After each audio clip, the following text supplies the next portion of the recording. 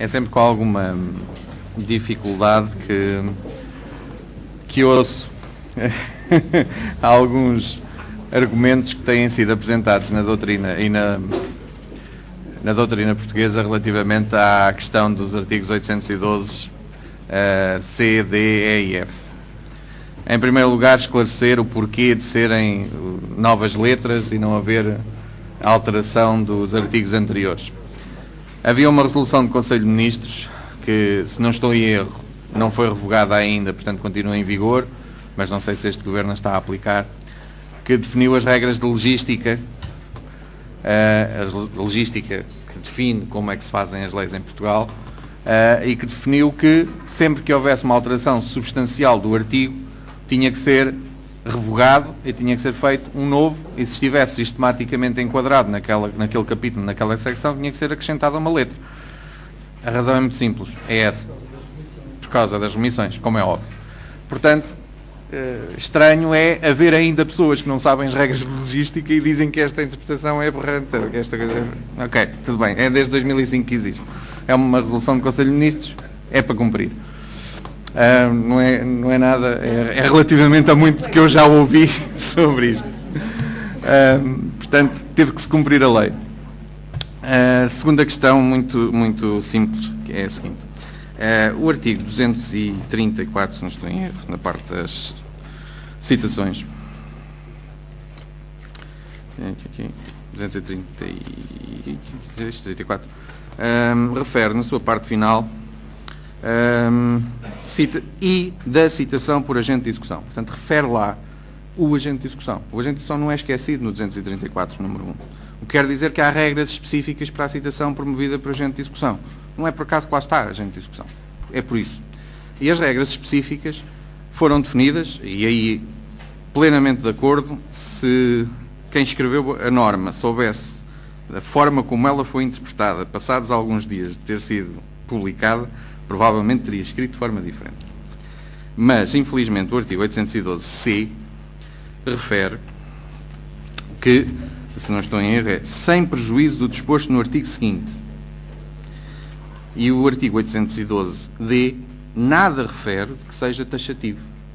Portanto, não há nenhuma palavra neste artigo, nomeadamente na epígrafe, nem na parte do corpo do texto, que leve a que haja inexoravelmente uma interpretação de que ele é taxativo. Digo-lhe, a intenção não era essa. A intenção era definir de uma forma simples uma checklist, se quiser, do que é que o agente de execução deveria fazer. Em primeiro lugar, o que é que o agente de execução faz? 812-C. Em segundo lugar, o que é que vai para o juiz? 812-D. Em terceiro lugar, o que é que o juiz interfere? Em quarto lugar, quando é que há citação prévia? Isto está feito desta forma. Se forem ver, diligências iniciais do agente de execução, ele só faz isto, só pode fazer isto, é taxativo. O 812-D deveria ser exemplificativo. Falta lá uma palavrinha, talvez, agora, pensando retrospectivamente. Falta lá, talvez, um nomeadamente, por exemplo. Vai isto, e tudo aquilo que não estiver aqui, nem no outro, deve ir para despacho do juiz. Depois o juiz faz o que entender, ou interfere liminarmente se entender que há alguma das razões do 812 ou então manda citar. O despacho liminar não tem que ser antes da citação, pode ser antes da penhora. É antes de afetar o património da pessoa. Há estas duas interpretações, é verdade. Mas o despacho prévio é prévio a uma coisa. Pode ser citação ou pode ser penhora. Aqui, na ação executiva, o despacho liminar é prévio à penhora, porque é esse o ato que vai afetar o património da pessoa. Nestas situações do 812-C, decidiu-se que, nestas situações, penhora. Nem se cita, nem se faz nada. Nem se vai ao juiz, nem se faz nada. Pesquisas, penhora. Porque é um título que se entende ser forte, ou então que a dívida não tem o valor que o legislador entendeu suficiente para a proteger. Ou então não são referidos bens que sejam de difícil ocultação. Porque o problema de se ter retirado, e retirou-se porque não está lá imóvel, concordo plenamente com a sua interpretação, o problema foi um S que lá ficou no eles, porque o uso está correto, esse S está a mais, é verdade. Retirou-se o imóvel e não se sentiu necessidade de dizer isso, porque nunca se pensou que, não estando lá a palavra, alguém entendesse que a palavra continuava lá. Mas pronto, ok. Retirou-se o imóvel por uma razão muito simples. O registro predial passou a ser obrigatório. É fácil mostrar quem é o possuidor, o legal possuidor, o legal titular do direito de propriedade sobre o imóvel. Proteger o quê? E passado 2 dias chego lá, registro de propriedade de 1900 e carqueja, é meu. Ou quando se faz o registro, se lá estiver um titular inscrito que não seja o executado, tem que se citar. 819 do Código de Registro Predial. Se não estiver registado por lápis, não é constituído? Como é que... Pode, sim, senhor. Tem que vir mostrar que é o titular do direito. Não é? Tem que vir dizer ao tribunal. Porque há uma obrigatoriedade de registro hoje. Houve até um período de tempo que foi dado, se não estou em erro, ou mais barato ou gratuito, para haver o registro. Portanto, com dispensa de tudo. Venham cá registar, se faz favor. Certo. Portanto, foi essa a lógica que esteve subjacente. Certo? Eu concordei com muito o que disse, não estou a referir nada, só estou a tentar explicar o que é que se passou nestes artigos. Porque depois também não compreendo como é que se vai, no 812F número 2, cortar metade da primeira parte do artigo. Diz: nos processos remetidos pelo agente de execução para despacho liminar nos termos 812D, como é que alguém diz que isto não está cá?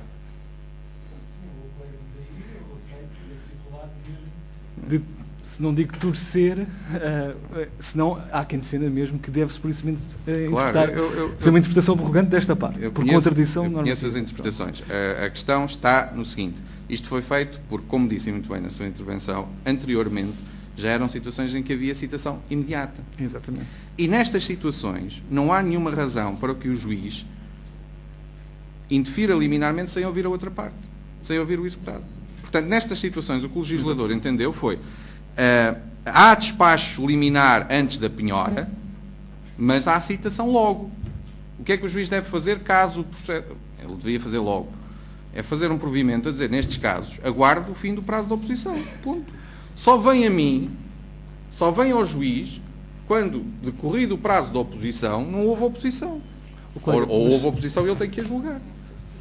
Colega, se me permite rebater alguma coisa, o problema que se suscita é, por exemplo, o seguinte: pode não ser um caso de interferimento liminar, mas de um despacho que justifica um despacho de aperfeiçoamento. Entretanto, foi feita uma citação, foi deduzida uma oposição. Isso é tudo por água abaixo. Porque tem de ser anulado, ou seja, dá aso a um processamento inútil.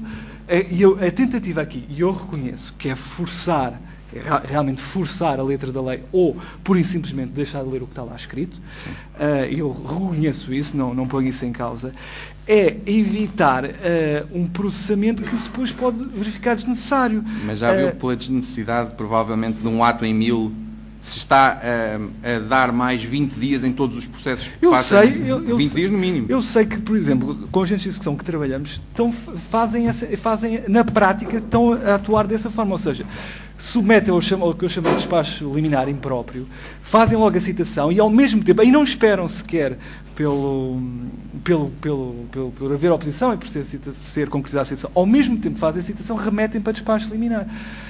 É que é em tentativa de evitar, como diz, e é uma questão de muitas vezes dos efeitos práticos, e admito que é discutível. Relativamente ao que falou, relativamente, por exemplo, ao do 812C, a primeira parte sem prejuízo disposto no artigo seguinte, é preciso ter atenção que podemos ter situações do 812C, ou seja, em que não haverá citação prévia, mas que há despacho liminar.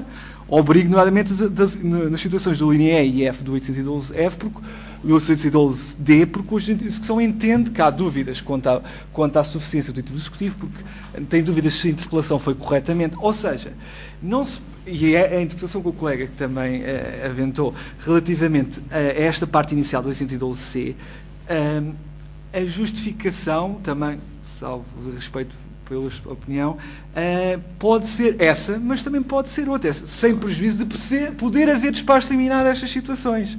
Por isso é que eu referi e aqui também falando, se tivesse ouvido a oportunidade, não teria sido feito assim. Aqui também falando, isto depois também tem a ver um pouco com a ótica com que encaramos a ação executiva e com os fins da chamada reforma da reforma. Se a ótica é de celeridade, e isso, infelizmente é trágico em certos tribunais desesperar por um despacho liminar em situações em que, na medida em que vai haver citação prévia, também não haverá o ataque imediato ao património do executado. Ou então, havendo esse ataque, também é preciso também ter em atenção, por um lado, duas coisas que eu não referi na minha exposição. Por um lado, isto não significa que nunca haja despacho liminar, pois o 820 permite um despacho, aí claramente não liminar, de apreciação de falta dos mesmos pressupostos processuais pelos juízes a todo momento até à transmissão dos bens. Por outro lado, também como o colega apontou, a consagração desde a reforma de 2003 da responsabilização dos operadores judiciais, concretamente do exequente, pelos casos em que a execução é feita sem citação prévia, essa responsabilização dos operadores leva-me a entender que deve-se partir de um princípio de confiança no sentido de que a lei será cumprida. E também trocando já na última questão da questão do imóvel, estamos de acordo. A questão é até se o estabelecimento comercial devia estar lá. A questão é essa. É mais difícil saber o que é o estabelecimento comercial. Por isso é que é dada a possibilidade de citação. A obrigatoriedade de citação.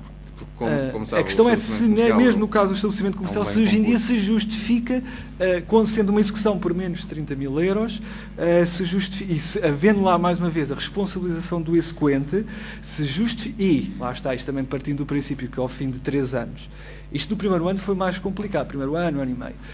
Hoje em dia há já, e como o colega também abordou bem na sua exposição, por um lado, a vantagem de haver um diálogo profícuo entre os advogados, chamamos os advogados que trabalham sistematicamente em vários processos com agentes de execução, estabelecer guidelines relativamente aos procedimentos a adotar.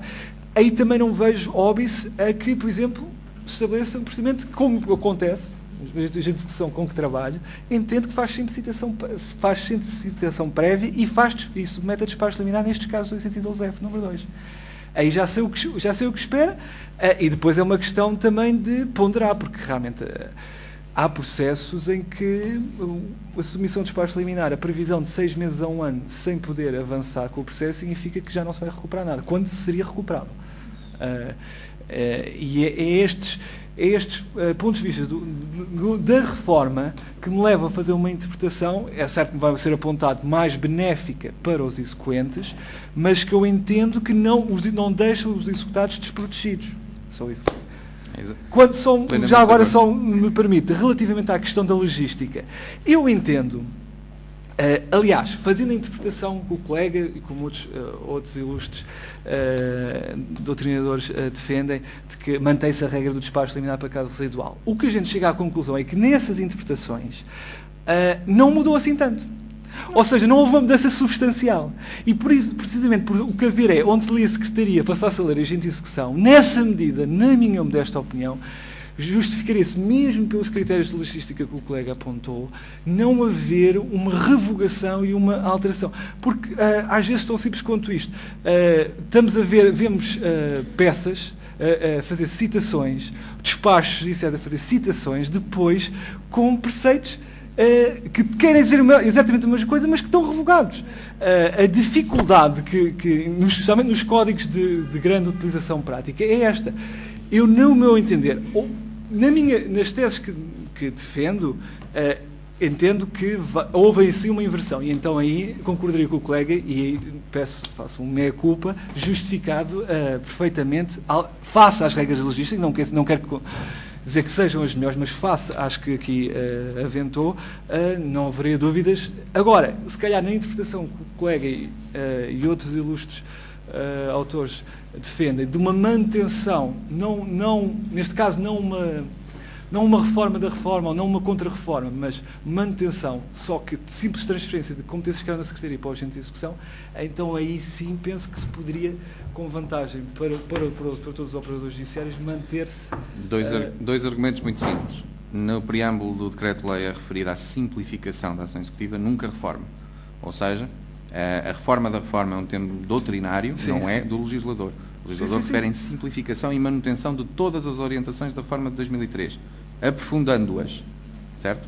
Em segundo argumento, relativamente a isso, como saberá, os antigos artigos 812A e 812B tinham, de forma misturada, em alguns artigos, aquilo que depois se separou. Exatamente. Portanto, nunca se pode dizer que o artigo manteve a sua integridade. Aquele artigo definia duas situações diferentes que depois foram reordenadas em artigos diferentes. Portanto, nunca se pode dizer que aquele artigo manteve a sua integridade. Teve que se revogar. Eu tive esta discussão com a anterior Presidência do Conselho de Ministros. Eu também não concordo com essa regra logística. Estou perfeitamente à vontade para o dizer, porque foi um dos meus argumentos e fui vencido pelas evidências, porque, efetivamente, os anteriores artigos têm no seu corpo normas referentes a 2 ou 3 situações que agora estão separadas. Sim, um tem despacho liminar e citação e agora separou-se.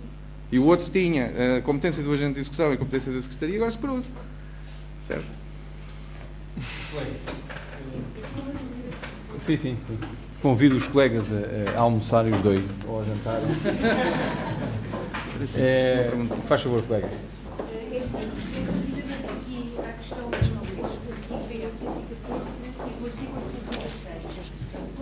É para si.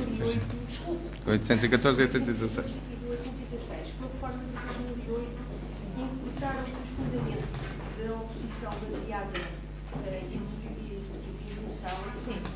E de forma drástica. Eu queria saber qual é a opinião dos minhas.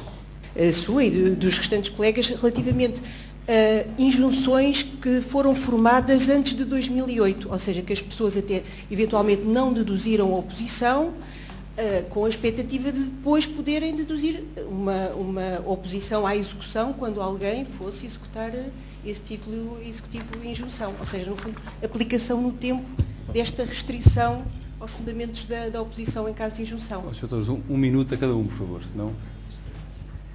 Doutora, eu entendo que muitas vezes, e estamos a falar de um procedimento, nem sequer estamos a falar de um processo, o contraditório pode ter sido exercido ou pode não ter sido exercido na íntegra.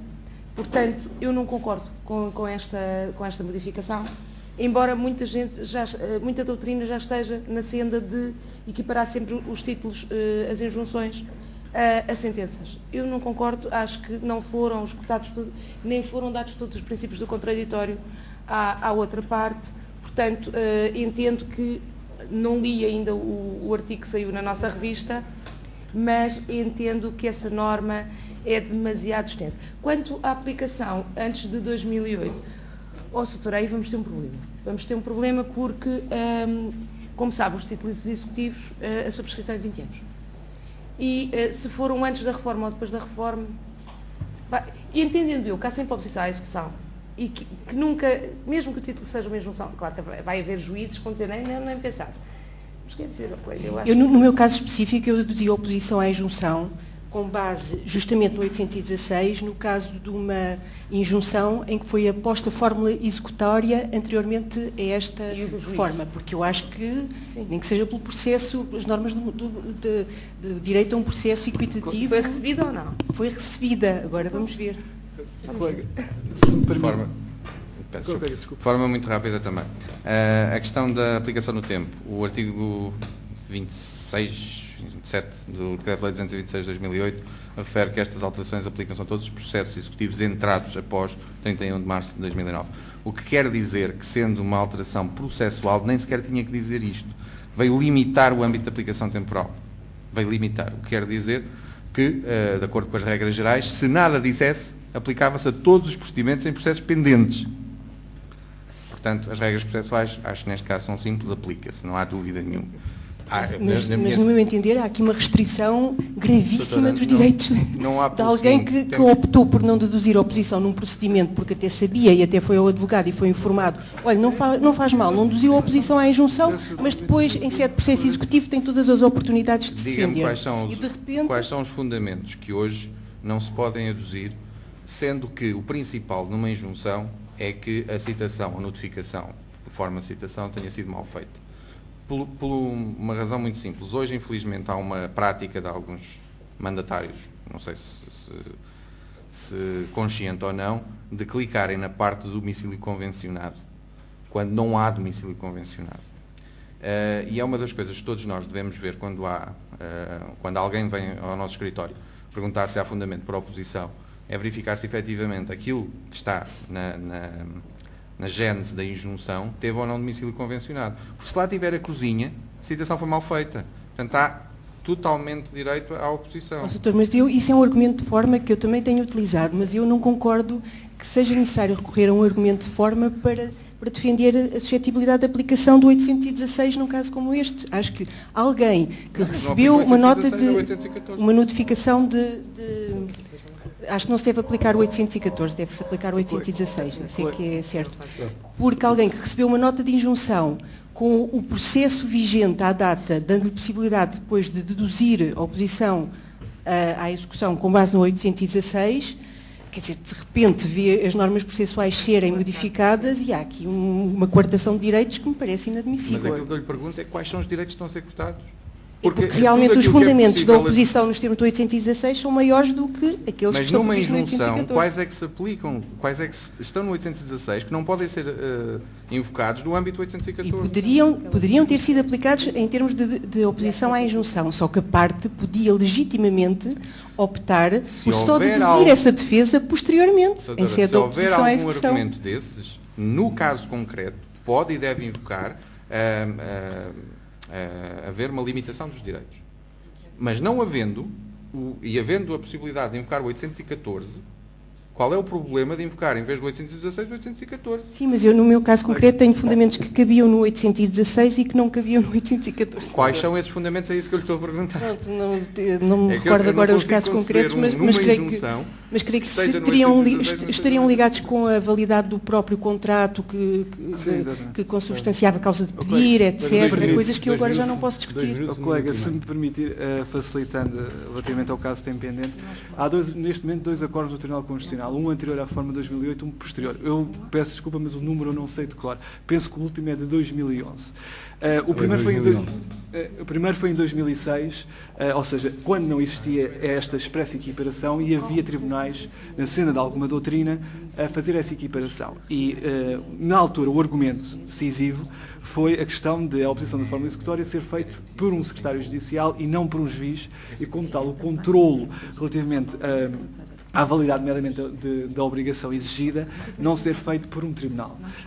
O Tribunal Constitucional considerou inconstitucional essa interpretação e agora, em 2011, aliás, num caso exatamente idêntico ao que o colega está a descrever, ou seja, com a oposição de forma executória anterior à entrada em vigor da reforma de 2008, mas execução apresentada posterior.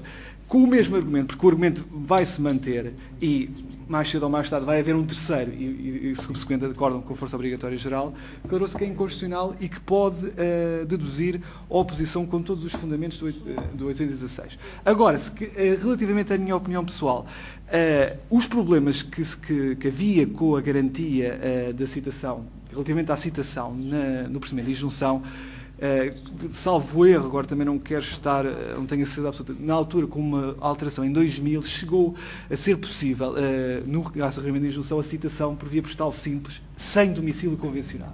E isso criava também problemas desde logo de garantias constitucionais de defesa. E aí sim chocava-me que pudesse, nessas situações em que não havia garantias relativamente à forma de citação, que uma vez deduzida a forma executória por não ter havido a oposição, depois não pudesse ser deduzida toda a defesa como num processo declarativo. Hoje em dia, como o colega estava a referir, essas garantias já, na minha opinião, estão asseguradas. Só quando há um contrato escrito com cláusula de domicílio convencionado é que a citação deixa de poder ser feita por carta registada com recepção. Por isso, a questão aqui mas isso mantém-se, da jurisprudência do Tribunal Constitucional, como quem põe a fórmula não é um juiz, e como tal não foi, também como a colega apontou, um procedimento judicial, eu sei que se substituir o Secretário de Justiça por um juiz, provavelmente o tratamento não será muito diferente, aquilo será chapa.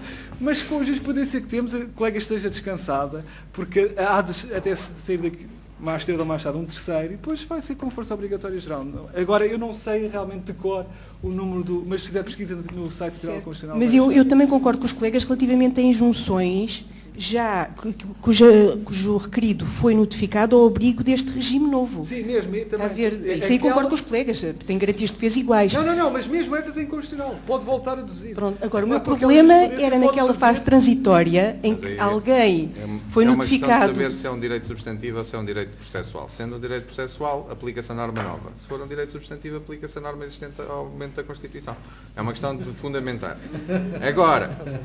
Agora, tem outra questão que eu gostaria de referir e que agora o colega me relembrou, que é o seguinte: nós temos hoje no nosso ordenamento jurídico entidades administrativas a fazer coisas bastante mais gravosas, como por exemplo um GNR, um agente da PSP a passar um auto de contraordenação, temos 20 dias e acabou. Ou é ali, às vezes até é mandado para o domicílio em que nós temos registado o automóvel em vez de ser o domicílio que efetivamente temos, e apanhamos uma contraordenação e temos que pagar. Temos que pensar hoje muito bem que o BNI, o Balcão Nacional de Injunções, hoje, qualquer notificação vinda do BNI é para tomar a sério, que acho que é uma coisa, infelizmente, que hoje não estamos a fazer.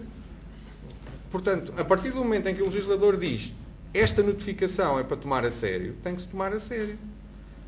Agora, fundamentos que possam ser aduzidos nos termos 816, que não podem ser aduzidos no âmbito de 814, no âmbito de uma injunção, em que, havendo citação bem feita, ou notificação bem feita no âmbito da injunção, eles não devessem ser acautelados na oposição, não vejo nenhum.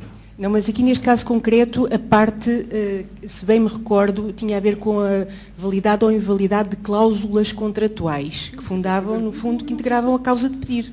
E que a parte, como foi notificada em sede de injunção, numa altura em que ainda não havia esta restrição de fundamentos, optou por, posteriormente, em sede de execução, vir deduzir a oposição arguindo essa nulidade ou anulabilidade de cláusulas contratuais. E é só nestes casos de fronteira, em que realmente a notificação da injunção é feita antes da restrição de fundamentos do 816 para o 814, que eu me preocupo, porque agora as pessoas têm que saber as linhas com que se cosem, sabem que os fundamentos... Mas mesmo agora, requerimento de injunção apresentado hoje, com fórmula executória, neste primeiro, o opoer não deduz a oposição e depois volta na execução a deduzir. Com a jurisprudência que temos. Com a jurisprudência que temos, está à vontade. Está à vontade. Portanto, não há problema. Obrigado. A questão principal, e eu acho que os juízes, na jurisprudência, devia-se debruçar sobre este problema, sobre estes vários problemas, que são os seguintes. Em primeiro lugar, qual é a legitimidade de não usar um instrumento processual que é colocado à disposição da pessoa no âmbito de um processo de injunção, procedimento de injunção, e para depois dizer eu vou usar isto no âmbito judicial? Qual é a legitimidade de fazer isto? É legítimo ou não? É um direito material ou é um direito processual? Se for um direito material, perfeitamente de acordo. Se é um direito processual, acabou. Porque o legislador tem o poder, sempre teve, Código Civil, sempre teve de dizer a lei processual é alterada para todos os procedimentos a partir de hoje. Portanto, é preciso que nós, advogados, tenhamos isso em conta. O processo é a mesma coisa. Houve uma imagem que eu retive de um professor meu que me disse o seguinte uma vez: o direito processual é como um sinal de trânsito. Hoje pode estar no sentido proibido, amanhã pode estar no sentido único. É por ali que temos que ir. O direito material é que é o contrário. Colegas, e por aqui ficamos, vamos ter que encerrar. Muito obrigado, espero que tenham dado por bem emprego o vosso tempo.